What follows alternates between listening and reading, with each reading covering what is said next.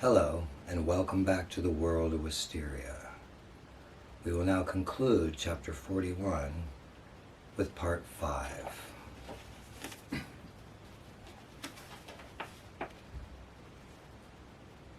"You," said the talented brute, clearly shocked to see Will there. "You're a long way from home, boy. How did you manage that?"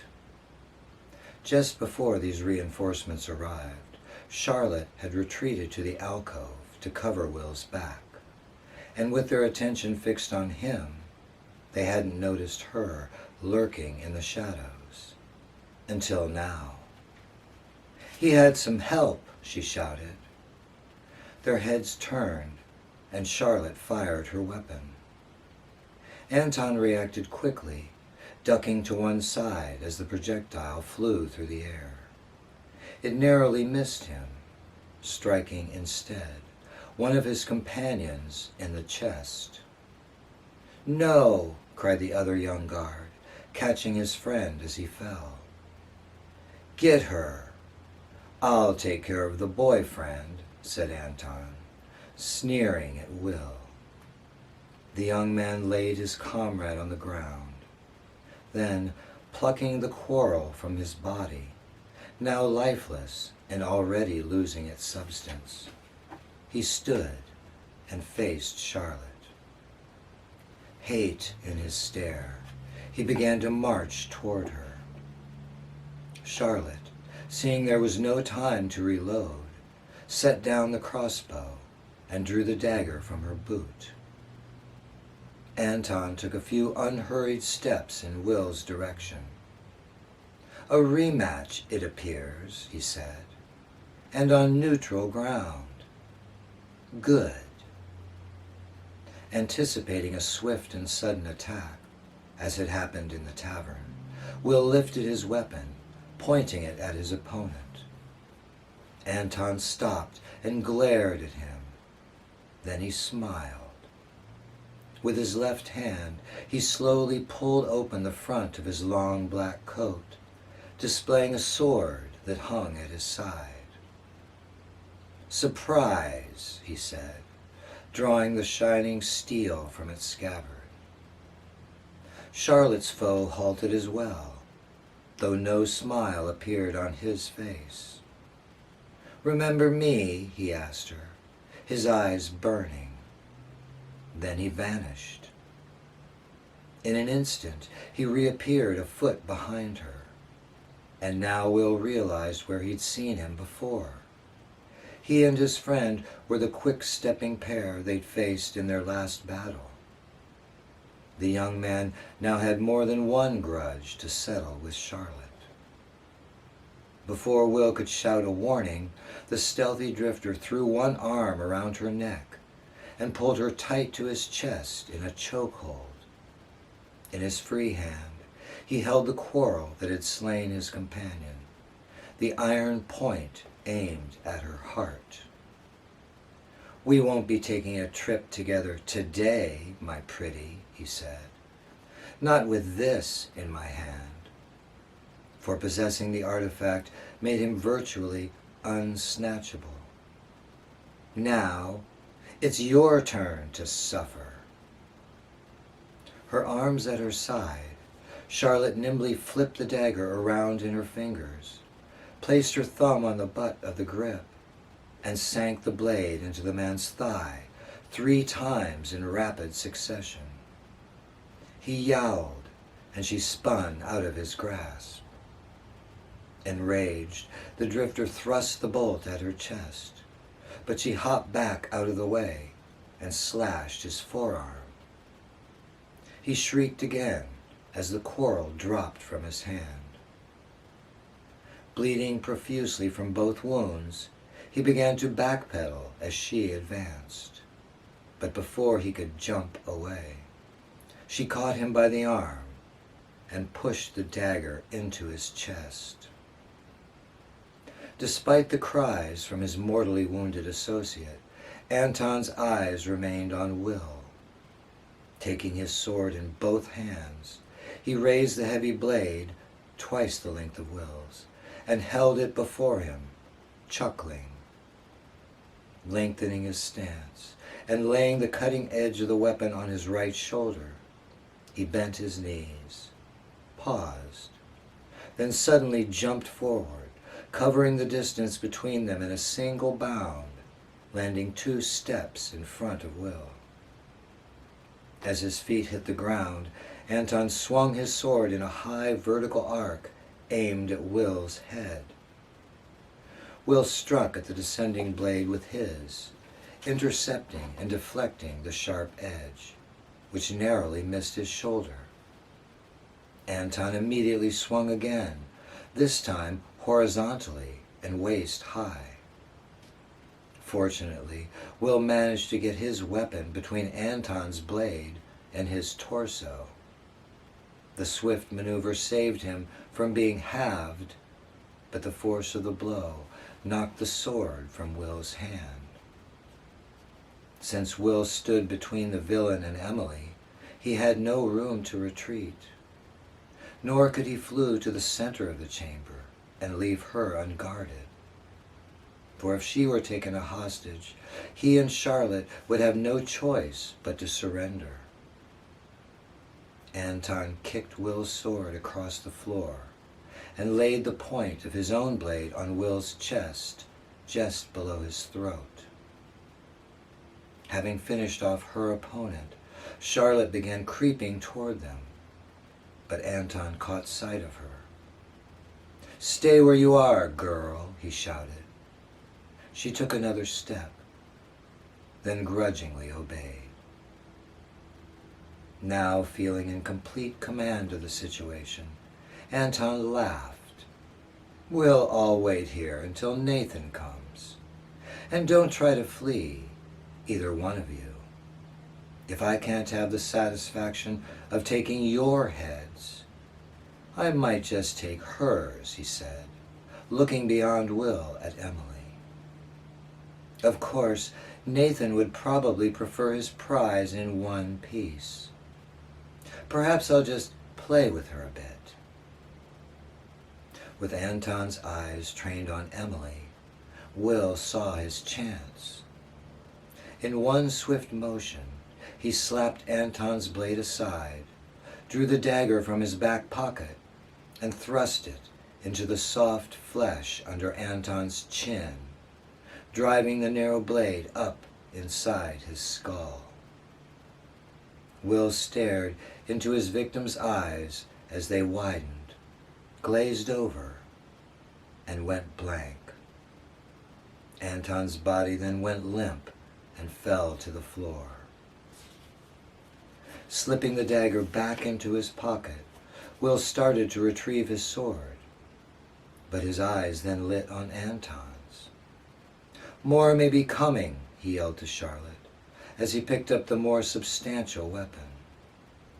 Charlotte hurried over to grab the crossbow, which she then proceeded to make ready with the remaining bolt she carried. "Stay still," Will told Emily, who continued to drift between a semi-conscious and comatose state. Gripping the sword with both hands, Will brought it high above his head and struck down on the chain with all his strength. The blow left a noticeable nick in one of the links, as well as a sizable gouge in the bench beneath it. But the tether remained intact. The guard manacled to the other end of the chain moaned and tried to rise. Will grabbed him by the collar of his jacket and shoved him into his chair. "The key to these bracelets," he shouted. "Where is it?" "I don't have it," the man answered. "Who does?" Will demanded to know. "Anton?" "No," said a voice from behind him. "That would be me." Will spun around, his weapon ready. By the door stood a man alone. He was tall, rather thin, perhaps 40.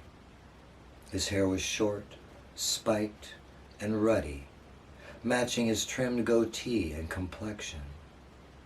He was dressed in black, though the lining of his unbuttoned jacket, thigh-high with an elegant cut, as well as the trim on its collar and cuffs, was a deep blood red.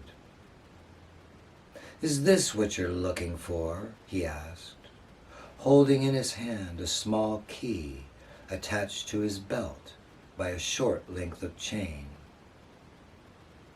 Will had no doubt that this was Nathan, the lord of this vile realm. At that moment, Charlotte shouldered the crossbow and fired. It seemed that Nathan hadn't noticed her, but as the weapon discharged, without looking, he threw his arm out, palm facing her, and cried, "Ice!" The projectile flew no more than 10 feet before it shattered, hitting a solid crystalline wall that suddenly encircled her. "You're a fool, boy," he said to Will, paying no heed to Charlotte. "You thought I would just go away, give up, and let you two play happily together in your fairy tale world. Not a chance. Your wench slanders me, mocks me to my men. And you, sending a message offering me your terms. I am Nathan, son of Eris. You have nothing to offer me, except her." He then slipped the key into the front pocket of his jacket and took a deep breath. "You really believed you could come into my world and steal back your pretty young thing," he continued, now assuming a calm but superior air. "You got here, I'll give you that. And I hear you can throw your world around quite well for a youngster. This is not your world, though, is it?" "No, it certainly isn't," he said, growing angry again. "You are trespassing. You have entered my territory, her territory, with malice. Now drop that sword." Will hesitated. His only hope was to get that key. If he could reach Nathan, a blow from his weapon, as he understood it, might disable him long enough for Will to unlock Emily and flee. Of course, he would have to seize the key before Nathan disappeared with it. "I see," said Nathan, sounding incensed. "You're wondering if you can get to me before I can throw a wall around you. Interesting. Like an Old West gunfight. If you win, you'll save your girl. But what if you lose? What's the penalty then? How about this? If you lose, I'll flood this chamber, seal the doors, and simply walk away. Or, perhaps, rather than water, I'll fill the room with fire. Sooner or later, you'll have to leave, but not her. Who knows? I might forget this place ever existed." "But my lord," cried the guard, who'd be trapped there with her. "You can't." "Quiet, you." Will thought over the wager. It was true that he could move faster than Nathan would be expecting. But if he failed, it was too horrible to consider. It was over, it seemed. Will wasn't sure whether Charlotte, imprisoned behind the thick curtain of ice, was able to hear their conversation. Though as he looked at her, it seemed from her sorrowful expression that she had. Then he noticed movement in the shadows behind her. Someone else was there. Friend? Foe? Nathan suddenly cocked his head to one side, as if he detected something. And if I lay down the sword, Will shouted to him, trying to capture all of his attention. What then? What do you plan to do with her? I'll do it, I will, he replied. Out of the corner of his eye, Will saw Charlotte pass the crossbow behind her back. The weapon was useless, however, for she had fired her third bolt. It was your men who started this, you know, said Will, trying to stall. Now, without the crossbow, Charlotte crept forward a few steps and placed her foot on something. Will realized it was the quarrel the young drifter had used to attack her. She then slid it backwards across the floor. My friends were merely sightseeing, Nathan contended, having some harmless fun. He then turned and cast a suspicious stare in Charlotte's direction. They were acting like thugs, Will quickly countered. After a pause, Nathan faced him again. Enough, he said. This isn't a debate. Lay down the sword or watch your sweetheart burn. As he issued his ultimatum, the figure of their scout, Daniel, crossbow in hand, rapidly materialized by the door behind him. Nathan's body suddenly stiffened, and his eyes grew large, realizing something was amiss. Daniel raised the weapon, aiming it from his hip, and fired. Nathan roared in pain. He turned, clutching at the bolt embedded in his back. You, he cried, recognizing the man responsible for his agony. He took a step toward Daniel, stumbled, then fell face down onto the cold stone floor. The key, Will shouted, rushing forward. To the shackles. Letting go of the crossbow, Daniel dropped to his knees and frantically tried to roll the body over onto its back. But it was quickly fading. And before Will could reach them, Nathan's corpse, along with their best hope of freeing Emily, disappeared. Will reversed directions and dashed back to Emily. Whose side is he on? She asked him, staring at Daniel through sleepy eyes. Ours, said Will. I'll explain when we get home. Glancing back across the room, he saw that the wall surrounding Charlotte, unstable with Nathan gone, was now vaporizing. Keep an eye on the door, she yelled to Daniel, as she jumped from her icy cell and hurried over next to Will. Will turned and looked down at the stubborn chain. Again, he swung at it with Anton's heavy sword. Again, there was a shower of sparks and splintered stone. But the iron links held. He's not dead, you know, said the battered guard, cackling in his chair. He just had to ditch your little arrow. He'll be back any moment now. Will struck again at the chain. Go ahead.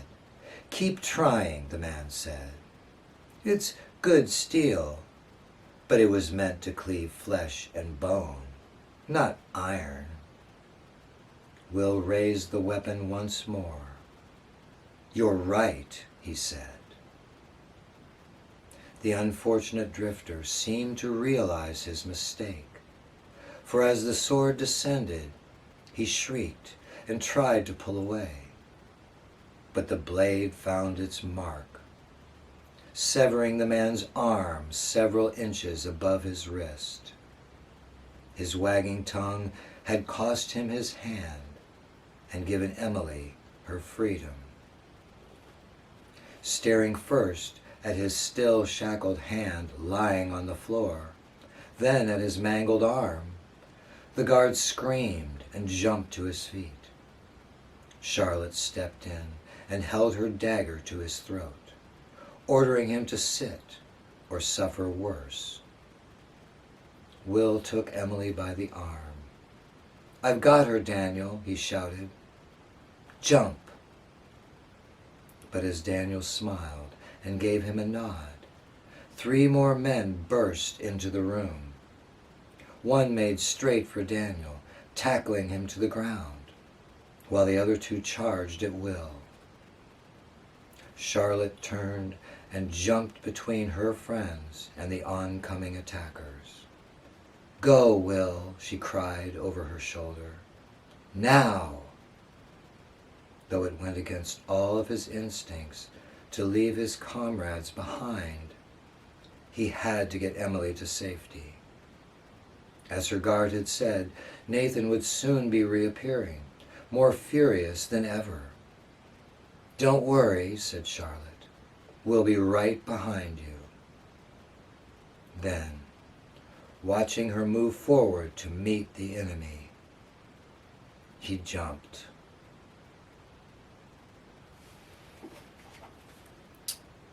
And that concludes chapter 41.